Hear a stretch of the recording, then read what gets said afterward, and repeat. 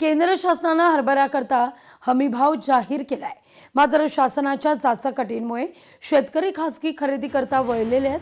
प्रत्यक्षात खासगीमध्ये भाव मिळत नसल्यानं शेतकऱ्यांना आर्थिक फटका सोसावा लागतोय। हरभऱ्याला भाव मिळत नसल्यानं उत्पादन खर्च हा पदरी पडणार की नाही अशी देखील शंका आहे। मागणी काय हे मालाला भाव चांगला द्या। विम्याचे पैसे कपूर गेले 17,000 रुपये देऊन टाका।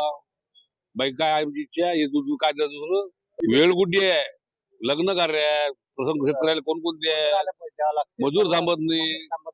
हा तुमचं नाफेडचा पैसा काही भेटते, काटा काही होते, ते चायना करून घेऊन राहिले। आता तो माल कुठे आला बाकीचा पैसे नाहीत भेटत ना हो नापेडचे लवकर 15-15, 20-20 दिवस पैसे नाहीत भेटत आणि काय करतात ते नापेडे टाकून हो पिळवणूक नाही तर काय आता पिळवणूकच चालू आहे ना। आता काही भाव घेणं चालू आहे ना, काही मनमानीच काय चालू आहे ना, त्या हिशोबानेच घेऊन राहिले ना। पैसा वेळेवर भेटत नाही, काटा नाही भेटत, काटा वेळेवर होत नाही आणि मजुराचे पैसा वगैरे द्यावा लागते ते ताबडतोबच घेतात ना मजूर लोक।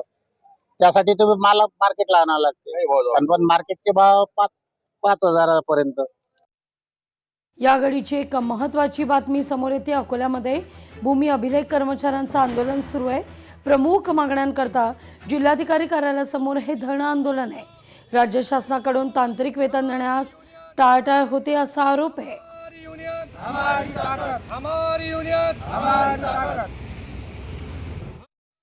शेवटी नाईलाजानं भूमी अभिलेख विभागातील कर्मचारी मॅटमध्ये गेले। मॅटमध्ये गेल्यावर कोर्टातून आमच्या बाजूने निकाल लागला।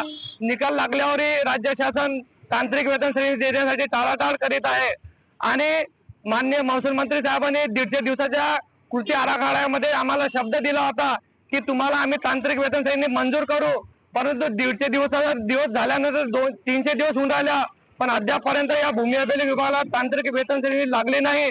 त्यामुळे नाईलाजानं आम्ही 18 तारखेपासून असहकार आंदोलन सुरू केलं।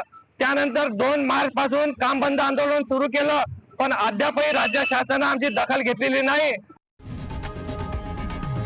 लोकशाही मराठी ऐका, पहा, जागरूक रहा।